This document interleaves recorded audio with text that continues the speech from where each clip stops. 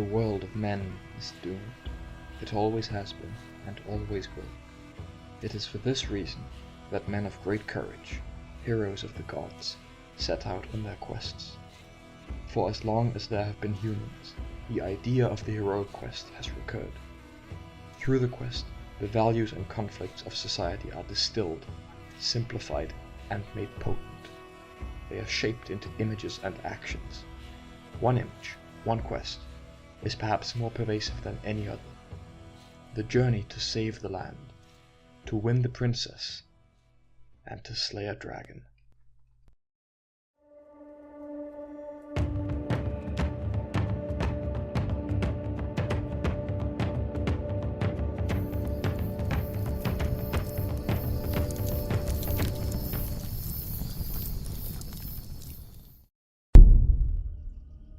In the years of yore, when the world was young, and the woods still deep, the land was altogether more frightful and mysterious. Horrid beasts lurked in the dark corners of the earth. Fell sounds were heard in shrouded groves. There were wolves and bears, trolls and ogres, will-o'-wisps and midnight wraiths. Most dreadful of all, however, was the worm that lurked below. Worm, dragon, drake and serpent, all different terms, used at times to distinguish unique creatures, but in truth they are all one and the same. Few symbols are more common, more widespread, and more powerful than the dragon. The earliest great writing, Gilgamesh, featured a feud between an infernal beast with fire and fang, and the titular hero, in which the latter is at times presented as a dragon slayer. Throughout the ancient world of the Near East, draconic beings abounded in myth and legend. The early Semites, the Canaanites, Ugratics, and Hebrews lived in a world steeped with great serpents, and through here the beasts entered the biblical tradition. The Book of Revelations embodies Satan in the form of a worm, describing as follows. Then another sign appeared in heaven, an enormous red dragon with 7 heads and 10 horns and 7 crowns on its head. Its tail swept a third of the stars out of the sky and flung them to the earth. A separate tradition of dragons exists in the Far East, where the creatures tend towards benevolence, but remain mysterious and dangerous. The long represents power and luck for the person who wears, and thus is represented by it. For the world at large, it represents the waters, the rain, flood, sea, and lake, for all their good and all their ill. The greatest tradition of dragons, however, is to be found not in the Far East, nor by the Red Sea. Rather, its origins are traceable northwards, to a land of endless skies and rolling plains. This is the great Eurasian steppe, and the people living here are the first of the Indo-Europeans. The Midgard serpent snapped at the ox head, and the hook stuck fast in the roof of its mouth. It jerked away so hard that both Thor's fists knocked against the gunwale.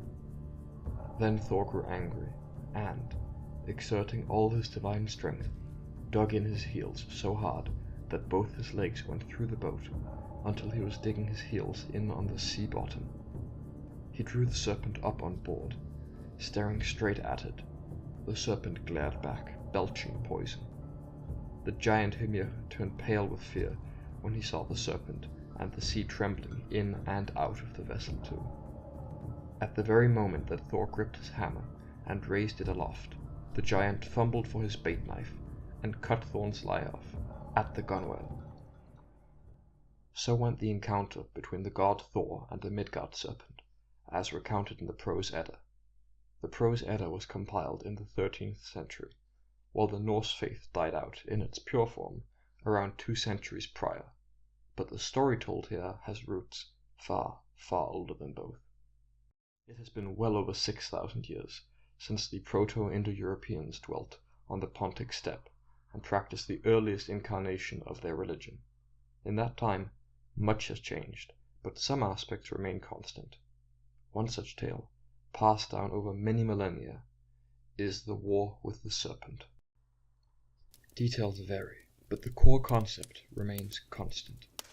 A god, often associated with storms, fights, and kills or wounds a great worm. This tale, this mythic framework, if you will, appears time and again through Indo-European religions. The story of Thor and the Midgard serpent, mentioned before, is perhaps the most well-known example, but there are so many more. When the gods of Greek myth slew the primordial giants, their mother, the earth herself, Gaia, birthed a child named Typhon. Typhon was a dreadful worm of immense size and power, with 100 writhing serpent heads and flame from every mouth. The heads of this nightmarish creature all screamed and whispered in 1,000 voices, sometimes intelligible, sensible even, often mad, and at times merely the bellowing of beasts. In time, Typhon would come and challenge Zeus for rule of the world. Their great battle shook the earth and churned the seas, but at long last Typhon was struck down by the god's lightning and fell upon the mountains below. In the Iranian tradition, the hero Garshasp slew the dragon Zehuk, whose back the man had stopped and cooked a meal on, believing it to be a hill. Far to the north, around crackling fires, the old Slavs told stories of Perun, the god of thunder, and his struggle with Veles, the god of earth and water, who was shaped like a great serpent. The Hittites of ancient Anatolia worshipped Tarhuns, again a sky god, who slew the vast serpent Iloyanka. Likewise, the early Indians of the Vedic faith, the predecessor to Hinduism and Buddhism, related tales of Indra and Vritra. The Rig Veda tells of how the worm Vritra gathered all of the waters and rivers of the world and held them as his hoard. Indra, yet again a god of storm and lightning, among other things, rose to slay him. Indra destroyed the 99 fortresses of Vritra and broke the serpent upon them. The list of dragons in myth and legend is nearly endless. From the mythic tales mentioned before, most of them of religious significance, the motive of the worm's feud then spread into folklore and local tales. In the north, Sigurd slew the worm Fafnir and gained the title Fafnirsbane, earning great wealth and fame. Beowulf likewise made combat with a mighty drake, a pursuit that claimed his life. Dobrania Nikic, a bogatyr of Slavic legend, similarly slew a three-headed Zmei, the Slavic word for dragon. Even in the Christianized heartland of medieval England, the tale, once again, finds an echo in the story of George and the Dragon. This story has been called the Chaoskampf, the battle between order and good, represented by the god or hero, depending on the legend, and primordial chaos and evil, represented by the worm. Throughout all of these stories, several clear motifs reoccur. The god is inevitably a god of storms and thunder, while the serpent is always associated in some way with water and land. In other words, these stories represent a literal combat between the incarnations of heaven and earth, the high and the low. The contrasts continue, as while the serpent is oft connected to water, it tends to possess fire and heat. Thus, we see a being of both wet and warm, water and flame, pairs that should be irreconcilable, opposites, but instead go hand in hand. Though the exact significance of this is probably rooted in the subconscious, and so impossible to discern, most likely even by the old Indo-Europeans themselves, attempts can be made. Perhaps the impossibility of these two clashing elements coexisting is merely another facet of the chaos which the worm represents, a primal impossibility that offends the ordered world of men and gods. The power of the dragon as symbol no doubt stems in large part from the ideas and values, as well as fears and terrors, which they symbolize. The dragon or serpent, two concepts which were originally indistinguishable, is in many ways the antithesis of mankind. As noted before, through the Chaoskampf, it symbolizes the primal opposition to order. Through iteration, this theme has taken on many forms, however. In Germanic custom, dragons used to represent greed at its most raw and most potent, along with the cruelty that it brings. Fafnir used to be a dwarf, but killed his father out of lust for the man's wealth, transforming into a baleful worm to guard over his hoard. In the Greek myth, the beast Ladin guarded the golden apples. Fitting, then, that the boon of immortality, the apples, should be guarded by a serpent, a creature symbolic of endless life through its constant shedding and renewal of its skin. In parts of the Slavic world, worms may be both good and evil, but nonetheless remain dangerous and alien. Here, the dragon's mythic connection with the earth and waters has developed into a seasonal symbolism.